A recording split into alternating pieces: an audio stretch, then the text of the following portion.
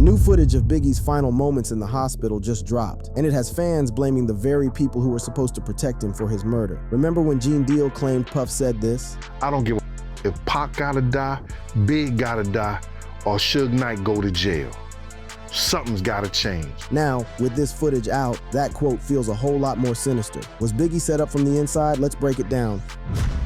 The night that changed the game forever. On that fateful night of March 9th, 1997, the whole trajectory of hip-hop got flipped upside down for real. As the clock was pushing 12:45 a.m., a green GMC Suburban carrying one of the illest MCs to ever touch a mic rolled to a stop at a red light at the intersection of Wilshire Boulevard and South Fairfax Avenue in LA. Inside that whip sat Christopher Wallace, known to millions as the notorious Big or Biggie Smalls, a 24-year-old lyrical genius at the top of his game, about to drop his sophomore album, Life After Death, in just 2 weeks. What went down next would become one of music's most infamous unsolved murders and spark decades of investigation, conspiracy theories, and street talk that's still buzzing to this day. As Big's ride was posted up at the red light, a dark-colored Chevy Impala SS pulled alongside. The driver, described by witnesses as a black male rocking a distinctive light blue suit and bow tie, raised a burner and let off 6 shots. 4 bullets caught Biggie, with the fatal one entering his right hip and damaging vital organs. Even though they rushed him to Cedars-Sinai Medical Center, he was pronounced dead at 1:15 a.m. 28 years later, nobody's been knocked for the crime. The murder went down during a pivotal moment in hip-hop history. Biggie had touched down in LA to promote his upcoming album and had hit the Soul Train Music Awards on March 7th. On the night of March 8th, after chilling at the Westwood Marquis Hotel, he convinced his squad to roll through to an after-party at the Peterson Automotive Museum. The function was co-hosted by Vibe magazine and legendary producer Quincy Jones, drawing mad industry heads to the spot. The party itself got shut down around 12:30 a.m. because it was too packed, sending heads spilling onto the streets outside. This chaotic scene would turn out to be the perfect cover for what was about to pop off. Biggie's entourage bounced in a 3-vehicle convoy. The Brooklyn Don was seated in the front passenger seat of a green GMC Suburban driven by his homie Gregory G Money Young. 2 other associates were in the back. Sean Diddy Combs, Biggie's day one and the head of Bad Boy Records, was in a separate SUV ahead of Biggie's whip. This separation would later prove crucial, as it meant Diddy wouldn't witness the shooting firsthand. The hit happened just hours after what should have been a triumphant LA appearance for the Brooklyn-born MC. The timing was particularly tragic given the recent murder of rival rapper Tupac Shakur just 6 months earlier in Vegas. Both bodies have been linked to the infamous East Coast-West Coast hip-hop beef that dominated 90s rap culture and media coverage. What many don't realize is that the investigation into Biggie's murder was compromised from jump by issues related to surveillance video evidence, or the straight-up lack thereof. This deficiency created a perfect storm of blind spots that the killers expertly finessed. In '97, the world of public surveillance was nothing like today's setup. While security cameras existed, they weren't nearly as widespread or high-tech as modern systems. The limitations of this technology, combined with alleged corruption and sloppy police work, created an environment where a high-profile murder could go down in a major U.S. city with minimal video documentation. The intersection where the shooting popped off was a busy urban area, but there were no operational public surveillance cameras catching the incident. This absence of direct footage meant investigators had no clear image of the shooter, the suspect's vehicle, or the crucial moments before and after the crime. Even more wild is that the Peterson Automotive Museum itself, where hundreds of high-profile guests had gathered that night, had limited useful surveillance footage. While the museum reportedly had cameras inside, there's no evidence that these caught usable footage of the suspect or relevant activities outside the venue. This represents a massive fumble, as proper exterior cameras might have documented the Impala circling the block or the shooter scoping his target. There is, however, one piece of potentially crucial evidence that's been referenced in discussions about the case: video footage captured right before and after the shooting went down.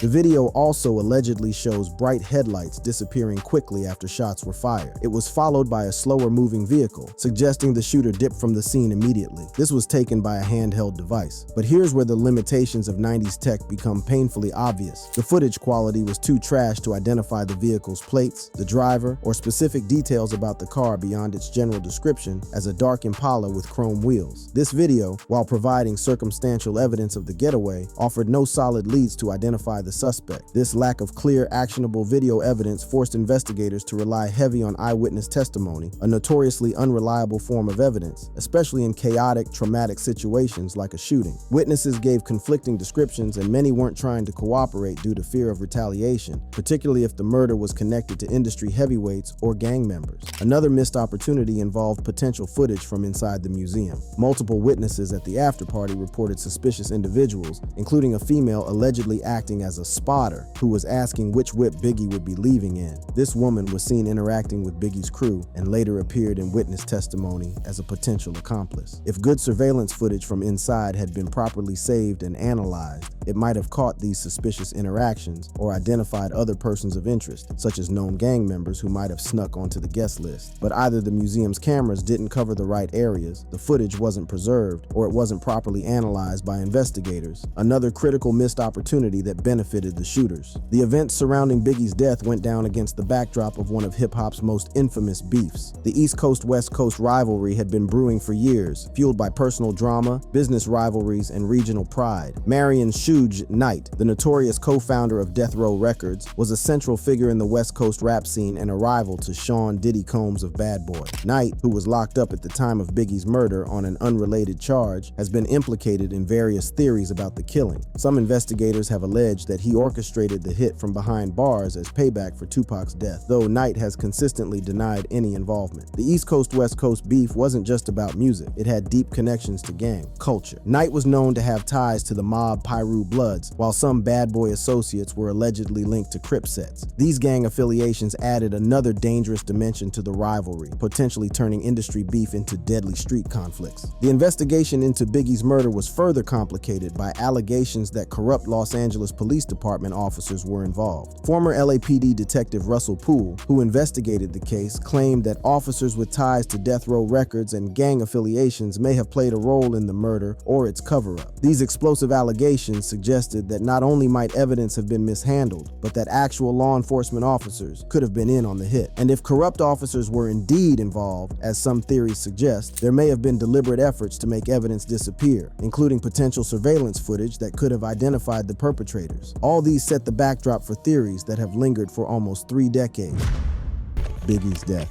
To properly understand why Biggie's mom believes that those closest to her son, especially Diddy, should carry the blame for Biggie's death, it is important to detail how the rapper met his untimely death. It all started back in 1991 when Biggie made his first demo tape, Microphone Murderer. The tape caught the attention of local DJ Mr. C, who recognized his raw talent and introduced him to the world of hip-hop. DJ Mr. C promoted the tape, which was later heard by the Source Rap magazine's editor in 1992. This was the beginning of Biggie's rise in the hip-hop scene. The Source column, Unsigned Hype, dedicated to airing promising rappers, even featured Biggie, which gave him even more exposure as it led to a meeting that would change the rapper's life forever. The tape's exposure meant that it was only a matter of time until it found its way into the hands of music executives. And true to that, it landed into the hands of one Sean Love Combs, alias Diddy, who would become a pivotal figure in Biggie Smalls' career. At the time, Diddy worked at Uptown Records in the Artists and Repertoire division, which is responsible for scouting and overseeing the artistic development of recording artists. Upon hearing the demo tape, Diddy arranged to meet Biggie, who ended up signing for Uptown Records in 1992. 1 year after Biggie's signing, Uptown fired Diddy, who, a week later, launched Bad Boy Records, which soon also became Biggie's new home. With the support of Diddy and his newly formed label, Bad Boy Records, Biggie Smalls released his debut album, Ready to Die, in 1994. The album was an instant success, featuring hit singles such as Juicy and Big Papa. Biggie Smalls' distinct voice, combined with his vivid storytelling, resonated with audiences and propelled him to stardom. The album showcased his unique flow and lyrical prowess, earning him recognition within the industry. Everything Biggie touched seemed to turn to gold, and Diddy was more than glad that he found him and that he was on his side. However, while Biggie and Diddy were basking in the hip-hop industry's rosy side, its ugly side was lurking in the shadows, ready to pounce at a moment's notice. And that dark side came in the form of newly formed Death Row Records and its founder, Suge Knight. The hip-hop world was divided by a fierce rivalry between the East Coast and West Coast scenes. scenes. The tension between these two coasts had been simmering for years, fueled by a sense of regional pride and competition. But it was the beef between Bad Boy Records and Death Row Records that would take this rivalry to a whole new level. To understand the origins of this feud, we need to go back to the early days of hip-hop. Hip-hop music and culture is widely considered to have originated on the East Coast, specifically in New York City. The East Coast rappers, with their gritty lyrics and boom-bap beats, were often perceived as feeling superior to other regional hip-hop cultures. On the other hand, the West Coast had developed an inferiority complex, as they felt overlooked and underestimated. Knight was among those in the West Coast hip-hop community who were irritated by the perceived condescension from the East Coast. At this point, both Death Row and Bad Boy were making waves in the industry, but it was the personal lives of their star artists that would ignite the feud. On November 30th, 1994, a pivotal event occurred that would forever change the course of the beef between Bad Boy and Death Row. Tupac was robbed and shot while in New York. This incident would become a turning point in the beef, as Tupac implied in an interview that Biggie and Diddy were involved in or responsible for the attack at Quad Studios. Between the time of the interview and its publication, Diddy visited Tupac at Rikers Island and assured him that Bad Boy was not involved in the shooting. However, the damage had been done. The events at Quad Studios fueled the fire of animosity between the two artists and their respective record labels. As the feud continued to gain momentum, the tension between the East Coast and West Coast hip-hop scenes reached a boiling point at the 1995 Source Awards in New York City.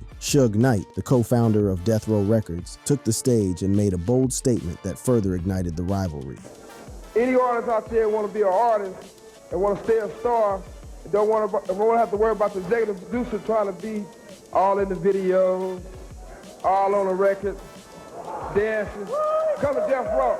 That was a direct shot at Diddy, who had a habit of appearing in his artists' videos and music. Tensions were high that night as the crowd responded with boos. However, P. Diddy took to stage and delivered a message of unity, calling for an end to the East Coast versus West Coast divide. I'm the executive producer that a comment was made about a little bit earlier.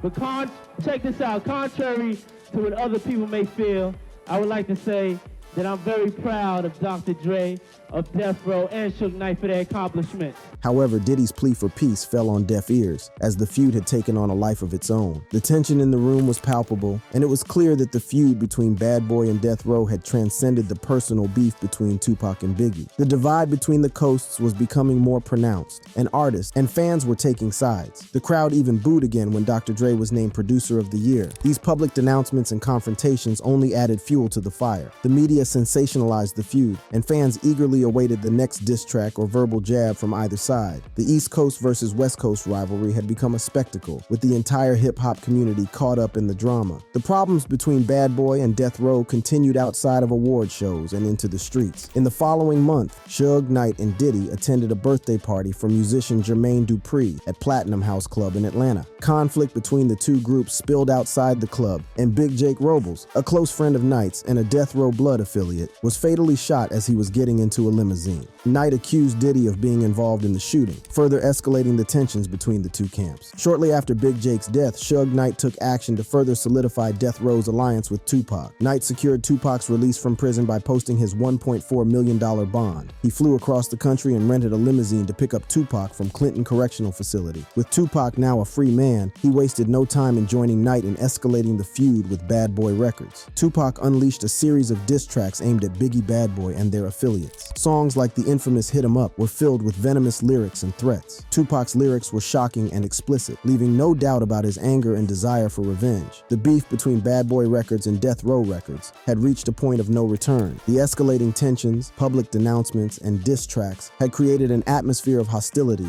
and animosity that would ultimately lead to a tragic end. On September 7th, 1996, the feud reached its peak of disaster. Tupac Shakur, the face of Death Row Records, was in Las Vegas for the Mike Tyson versus Bruce Seldon boxing match. After the fight, Tupac and his entourage got into a physical altercation with a member of a rival gang. This incident only added fuel to the fire of the already heated feud. Later that night, as Tupac and his crew were driving through the streets of Las Vegas, a white Cadillac pulled up alongside their car. Gunshots rang out, and Tupac was struck multiple multiple times. He was rushed to the hospital, where he fought for his life for 6 days before succumbing to his injuries on September 13, 1996. The loss of Tupac sent shockwaves through the hip-hop community and marked a tragic turning point in the beef between Bad Boy and Death Row. The East Coast-West Coast rivalry had reached a boiling point with the death of Tupac Shakur. As the feud escalated, the spotlight turned to Biggie, and he found himself in the crosshairs of a dangerous and volatile environment. And since there was wide speculation that the murder was a result of the ongoing hip-hop feud, Tupac's associates sought revenge for his death. Biggie, already a target of people's wrath, found himself under increased scrutiny and pressure. Rumors and speculation swirled, with some accusing him of being directly involved in Tupac's murder. The tension between the two camps could not be ignored, and the atmosphere was charged with hostility. In the months following Tupac's death, the Biggie faced numerous threats and warnings. He received death threats, both directly and through his associates, heightening the sense of danger that surrounded him. Despite the threats, Wallace continued to perform and promote his music, refusing to back down in the face of adversity. As the calendar turned to 1997, the stakes grew even higher. He even did a radio interview where he spoke about hiring security because he feared for his safety. He traveled to LA to shoot the video for its lead single, Hypnotize, in February 1997, and stuck around for the Soul Train Music Awards, sitting for interviews in which he expressed sadness at Shakur's death. Despite his efforts at peacemaking, the LA music crowd gave the Bad Boy contingent a cool reception when they appeared on stage at the March 8th awards show, with Wallace stepping forward to booing when he announced Toni Braxton as the winner of Best R&B and Soul Single. He was now a few hours away from his final moments. After the award show, Biggie headed back to his room at the Westwood Marquis Hotel. With an originally planned trip to Europe canceled, Wallace found himself with little to do. Itching to get out and have some fun, the rapper convinced his boys to head to an industry party at the Peterson Automotive Museum in the Miracle Mile district, which was co-sponsored by Vibe magazine. As Diddy later recounted, attending a Jones party on the outskirts of Beverly Hills seemed a safe enough move, and for a while everyone was having a good time at the party. Several known gang members had managed to infiltrate the guest list. Despite this, the general vibe at the party was good. However, the venue soon became a little too cramped, and at around 12:30 a.m., the party was shut down by the fire department. Disappointed, Biggie and Diddy trickled out with the rest of the partygoers and planned to head back to their hotel. Diddy jumped into the first of 3 cars with 3 of his bodyguards. On the other hand, Biggie settled into the front passenger seat of the second, a green GMC Suburban next to his driver, and with 2 more friends in the back. As Biggie and his entourage headed back to the Westwood Marquis Hotel, Diddy's lead SUV blew through a yellow light, leaving Biggie and the rest idling at the intersection of Wilshire Bellevue and Fairfax Ave. Suddenly, a white Toyota Land Cruiser made a U-turn and tried to squeeze in the space behind the green Suburban. At that moment, a dark Chevy Impala pulled up next to Biggie. The driver, a man in a blue suit and a bow tie, made eye contact with the rapper before reaching over and emptying his automatic pistol at the car. The shots were fired mere yards from the crowd outside the museum, and amid the commotion, the shooter's vehicle sped off on Wilshire. When the shots rang out, Diddy jumped out of his SUV and raced across the street to the green Suburban, where he found his friend hunched over, his tongue out, and bleeding on the dashboard. The driver of Biggie's vehicle floored it to the nearby Cedars-Sinai Medical Center, where 6 people managed to lift the almost 400-pound rapper onto a gurney and send him in for emergency surgery. But despite the quick medical attention, the 4 bullets had already done their fatal damage, and 24-year-old Wallace was pronounced dead at 1:15 a.m.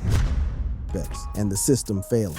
The most widely accepted theory comes from former LAPD detective Greg Kading, who worked on a special task force reinvestigating the murders of both Pac and Biggie in 2006. After years of investigation, Kading concluded that Wardell Poochie Faust, a mob Piru blood gang member, was the triggerman hired by Suge Knight to smoke Biggie in retaliation for Tupac's murder. According to Kading's investigation, Knight orchestrated the hit from behind bars, using his girlfriend Teresa Swan, also known as Teresa Muhammad, as a go-between. She allegedly contacted Faust, who agreed to carry out the murder for $13,000. Kading claims that Swan snitched about her role in the murder during an interview with authorities, providing a believable account of the conspiracy. This theory holds weight because it connects several known facts. Faust was a blood gang member with ties to Death Row Records. Knight had a well-documented hatred toward Biggie and Bad Boy, and the killer was described as rocking a bow tie and suit, which matched Nation of Islam attire that Faust was known to sometimes wear. Adding credibility to this theory is the fact that Faust himself got got murked in 2003 in an unrelated gang shooting, removing a key potential witness or suspect before he could ever be properly questioned about Biggie's murder, but with no surveillance footage to place Faust at the scene or document his movements before and after the shooting. The case against him stayed circumstantial. If there had been proper video surveillance of the intersection or the Peterson Museum exterior, investigators might have been able to identify Faust or the Impala, potentially closing the case decades ago. A competing theory comes from former FBI agent Phil Carson, who spent years digging into the case. Carson alleges that the shooting was carried out by Amir Muhammad, born Harry Billups, a close associate of corrupt LAPD officer David Mack, at the direction of Suge Knight. In this scenario, Knight put out the contract through Mack, who then got Muhammad to pull the trigger. What makes this theory particularly explosive is the alleged involvement of LAPD officers, suggesting not just a murder, but a cover-up orchestrated from within the department tasked with solving the crime. David Mack, who was an LAPD officer at the time of the murder, black Chevy Impala similar to the one described by witnesses at the shooting. He also had known ties to the Mob Peru Bloods gang, creating a potential connection between law enforcement and the criminal underworld that might have facilitated both the murder and the subsequent obstruction of justice. Mack was later convicted of bank robbery in an unrelated case and got sent up for 14 years in federal prison, further suggesting his corrupt nature. His ties to Death Row Records and Suge Knight have been alleged by multiple investigators, including Russell Poole, who first brought attention to Mack's potential involvement. Muhammad, the alleged shooter in this theory, was investigated by the FBI and no charges were ever filed against him. Again, without clear surveillance footage to place Muhammad at the scene, the case remained built on circumstantial evidence and witness accounts. The most troubling aspect of the Muhammad Mack theory isn't just the murder itself, but the alleged cover-up that followed. Carson and Poole both claimed that evidence implicating corrupt officers was deliberately suppressed. Carson has stated that his investigation uncovered approximately 3,000 pages of evidence suggesting LAPD involvement in the murder, but that he was told by superiors to fall back from the case. This alleged obstruction from within the department itself would represent a systemic failure that went far beyond mere incompetence. In 2005, a wrongful death lawsuit filed by Biggie's family against the city of Los Angeles brought these allegations to a head. The judge in the case declared a mistrial after finding that an LAPD detective had deliberately concealed evidence relevant to the case, including documents that potentially implicated officers. This judicial finding lent significant credibility to claims of a cover-up. Beyond these primary theories, others have suggested that Biggie's murder might have been connected to broader criminal enterprises, including possible involvement of the Genovese crime family, or that it might have been financially motivated by record companies looking to cash in on posthumous releases. One of the most striking anomalies was the absence of the LAPD's robbery-homicide division from the case for nearly a month, an unprecedented delay for a high-profile murder in Los Angeles. This specialized unit would normally take immediate control of such a significant case, raising questions about why they were sidelined during the critical early phases of the investigation when evidence was freshest and leads were hottest. Then there was the matter of witness intimidation. Multiple witnesses, including inmates who might have had information about the case, refused to testify, reportedly out of fear of retaliation from either gang members or corrupt officers. This climate of fear further hampered investigators' ability to build a case, especially in the absence of clear video evidence. Even more troubling were the fates of those who pursued the corruption angle. Detective Russell Poole, who first identified potential police involvement in the case, claimed he was forced to resign from the LAPD in 1999 after his superior suppressed his findings. Poole dedicated much of his later life to continuing the investigation independently, maintaining until his death in 2015 that corrupt officers were involved in both the murder and its cover-up. Similarly, FBI agent Phil Carson has alleged that his investigation was shut down by superiors despite uncovering significant evidence. The pattern of investigators being blocked when they pursued the corruption angle suggests something more than coincidence. The escape of Biggie's killers was facilitated not just by the absence of surveillance footage, but by a perfect storm of factors that created an environment where justice could be dodged. First, there's the matter of speed and timing. The shooter fled immediately after busting his gun, capitalizing on the crowded, chaotic scene as partygoers exited the museum. The Impala's rapid acceleration, audible in the limited video that does exist, suggests a planned getaway. The busy intersection and late hour likely delayed police response, giving the shooter a critical head start. There are also reports of a white Toyota Land Cruiser that made a U-turn and positioned itself behind Biggie's Suburban just before the shooting, potentially acting as a lookout or creating a distraction. This vehicle's role remains unclear, but it may have aided the escape by creating confusion or blocking potential pursuit. The lack of immediate pursuit was another critical factor. No witnesses provided a clear description of the shooter or the Impala's license plate. The distinctive bow tie and suit may have been a calculated move, designed to either blend in with the upscale crowd or to mislead investigators. The use use of rare Gecko 9mm armor-piercing ammunition, uncommon in the U.S., indicates premeditation but left little traceable evidence. Meanwhile, Biggie's entourage was understandably focused on rushing him to the hospital rather than chasing the shooter. Diddy's lead SUV had already passed through the intersection, leaving no one in a position to follow the Impala as it sped away. Even more damning were the deaths of key potential witnesses and suspects in the years following the murder. Wardell Poochie Faust, the alleged shooter in Kading's theory, was killed in 2003.